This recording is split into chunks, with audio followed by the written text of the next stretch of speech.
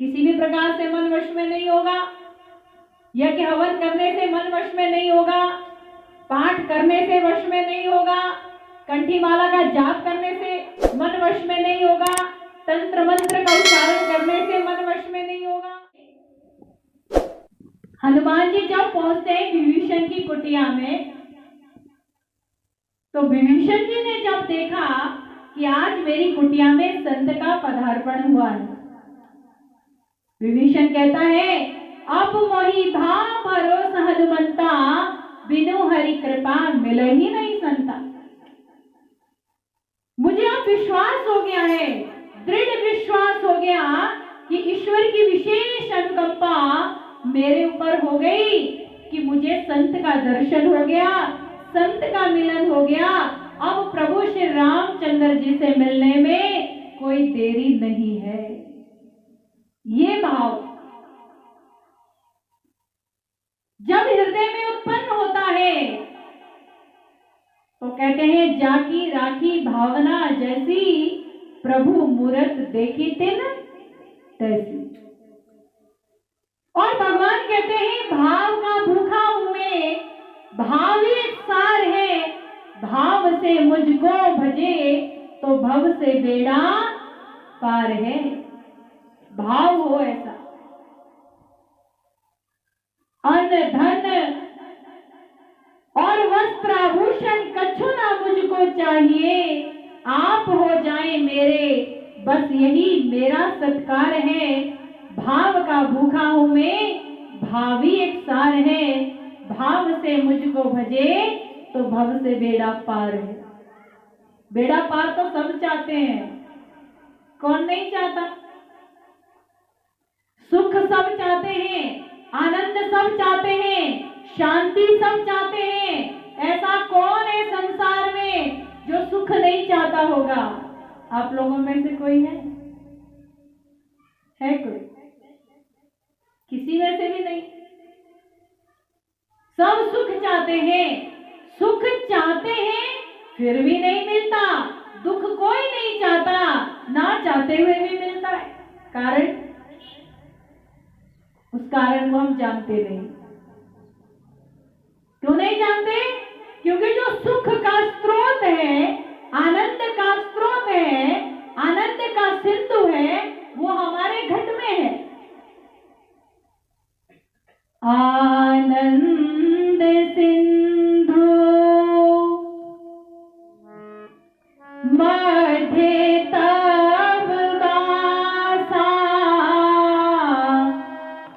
बिनु जाने गत मरत प्यासा।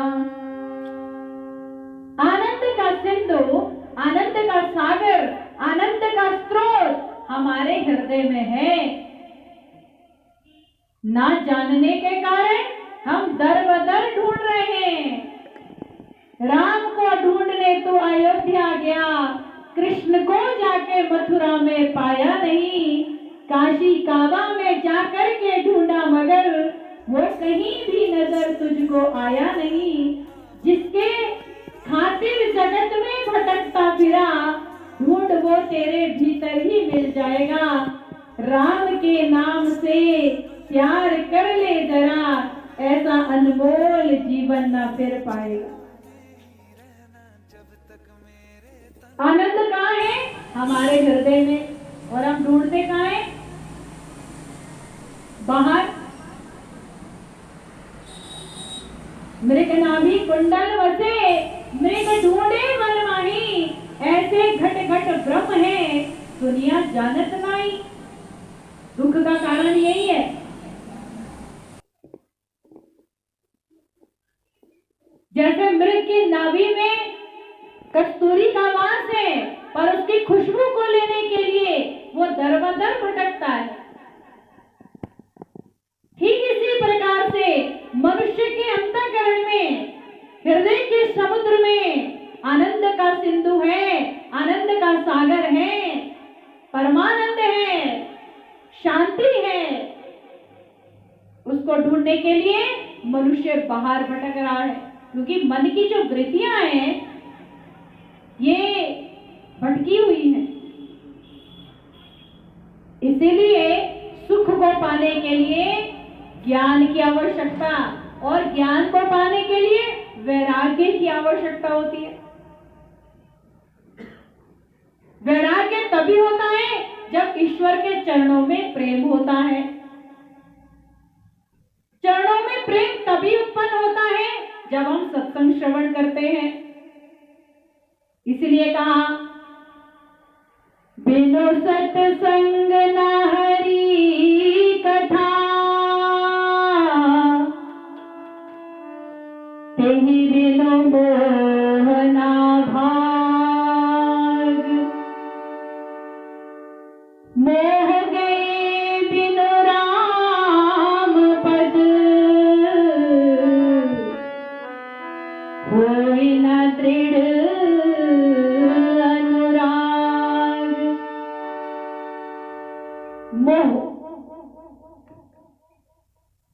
मोह सकल व्याधिन कर मूला, तिनते पुनि उपजहि बहुसूला।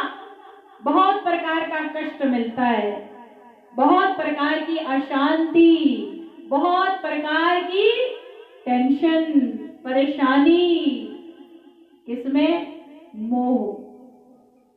और हर जीव संसार के अंदर मोहग्रस्त है। इसलिए माया रूपी सेज से, मोह रूपी निद्रा से जगाने के लिए हर युग युग में महान पुरुषों का प्रादुर्भाव धराधाम में होता है। वो मानव मात्र को सत्संग के माध्यम से, ज्ञान के माध्यम से जगाते हैं, विवेक की जागृति करते हैं, अर्थात सोई हुई आत्मा की जागृति करते हैं। इसलिए गोस्वामी तुलसीदास जी ने बालकांड के अंदर चौपाई के माध्यम से मानव मात्र को समझाने का प्रयास किया। बिनु सत्संग विवेक न होई, राम कृपा बिनु सुलभ न सोई। जब तक सत्संग हमारे हृदय में बैठता नहीं है, तब तक परिवर्तन नहीं आता। इसलिए श्री गुरु महाराज जी के श्री मुखारविंद से हम श्रवण करते हैं। युग परिवर्तन के लिए धरती को बदलने की आवश्यकता नहीं है, आकाश को बदलने की आवश्यकता नहीं है, पेड़ पौधों को बदलने की आवश्यकता नहीं है। युग परिवर्तन करने के लिए मानव के मन को बदलने की आवश्यकता है, क्योंकि मन की वृत्तियां भटकी हुई है, मन की सुरती भटकी हुई है, कई दिशाओं में भटका हुआ है मन। और इस मन को वश में करने के लिए ना यज्ञ से, ना हवन से, ना दान से, पुण्य से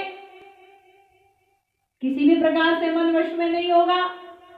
यज्ञ हवन करने से मन वश में नहीं होगा, पाठ करने से वश में नहीं होगा, कंठी माला का जाप करने से मन वश में नहीं होगा, तंत्र मंत्र का उच्चारण करने से मन वश में नहीं होगा, क्योंकि मन अति सूक्ष्म है। और इस सूक्ष्म मन को एकाग्र करने के लिए इससे भी ज्यादा सूक्ष्म चीज की आवश्यकता है। जैसे हाथी बलवान होता है, उसको पकड़ने के लिए धागा ले जाओ, कैसा लगेगा? चींटी बहुत सूक्ष्म है, उसको पकड़ने के लिए रस्सा ले जाओ, पकड़ में आएगी। तो साधन है, किसको किससे एकाग्र करना है, किसको किससे वश में करना है, किसको किससे बांध सकते हैं, अंकुश है। हाथी को पकड़ने के लिए रस्से की आवश्यकता है, तब हाथी को बांध पाओगे। चींटी को बांधने के लिए धागे की आवश्यकता है, वो सूक्ष्म है। मन तो अति सूक्ष्म है। कहते हैं जल से पतला कौन है, कौन भूमि से भारी, कौन अग्नि से तेज है और कौन काजल से काली। जल कितना पतला होता है, कोई चबा के पीता? कितने लोग हैं जो पानी को चबाते? एक अम्मा कह रही है मैं तो चबा के पीती हूँ। जल कितना पतला है, इससे भी पतला जल से पतला ज्ञान है और पाप भूमि से भारी। क्रोध अग्नि से तेज है, डू एंड डाई। जब क्रोध होता है ना तो इंसान के सामने कुछ भी नहीं दिखता उसको। वो कहते हैं या तो मर जाओ या तो मार दो, तीसरा कोई ऑप्शन नहीं है। क्रोध अग्नि से तेज है। अग्नि की ज्वाला कितनी तीव्र होती है, कितनी तेज होती है। कोई अग्नि के कुंड में बैठ जाए तो भस्म हो जाएगा, लेकिन अग्नि को भी पीछे कर दिया किसने? किसने? क्रोध ने। क्रोध अग्नि से तेज है और कलंक काजल से काली। तो ये सारी चीजें कब समझ में आती है? ये विवेक कब हमारा जागृत होता है? जब हम सत्संग श्रवण करते हैं, मनन करते हैं, हृदयंगम करते हैं। सत्संग की महिमा का बखान वेद शास्त्रों के अंदर बड़ा अगाध बताया है। परमात्मा की प्राप्ति करने के लिए, ईश्वर का ध्यान करने के लिए सत्संग ही प्रथम सोपान है।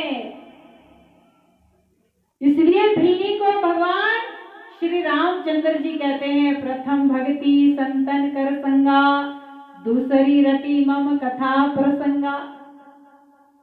उसके बाद संतों का संग भी मिल गया, सत्संग भी मिल गया। बोले इतना ही काफी नहीं है, इससे आगे क्या होना चाहिए? मन को निर्मल बनाने का एक उपकरण है, एक क्रिया है। कैसे? गुरुपद पंकज सेवा, गुरु महाराज जी के चरणों की सेवा तन से, मन से, धन से जीव को करनी चाहिए।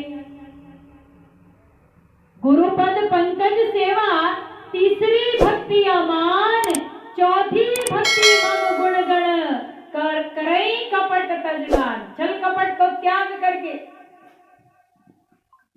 मन को निर्मल बना करके श्री गुरु महाराज जी के पावन चरण कमलों की एक निष्ठ भाव से सेवा करना। सेवा एक ऐसा साधन है जिससे मन भजन में लगता है, मन का अहंकार समाप्त हो जाता है और भवसागर से पार होने के लिए प्रथम साधन है सेवा। इसलिए गाते हैं, कर सेवा गुरु चरणन की, युक्ति यही है भव तरनन की। अगर भवसागर से पार होना है तो गुरु महाराज जी के चरणों की निष्कपट भाव से सेवा करना। सेवा के साथ साथ बता